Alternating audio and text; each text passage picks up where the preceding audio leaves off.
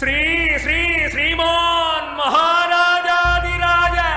राजगंभीर राजमार्तांड राजकुलोत्तुंग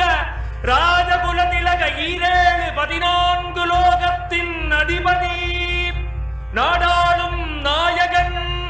அழகன் குழகன் ஆனந்த சித்தன் நல்லூர்பதி காவலன்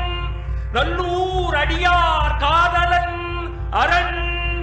அண்டஜராஜர பிரபஞ்சோத்பத்தி நிமித்த காரணன் வேதத்தின் நாயகன் வேள்வியின் தாயவன் முறையாகம பொருளவன் முத்தமிழ் ஆனவன் நல்லூர் கந்தசாமியார் பரி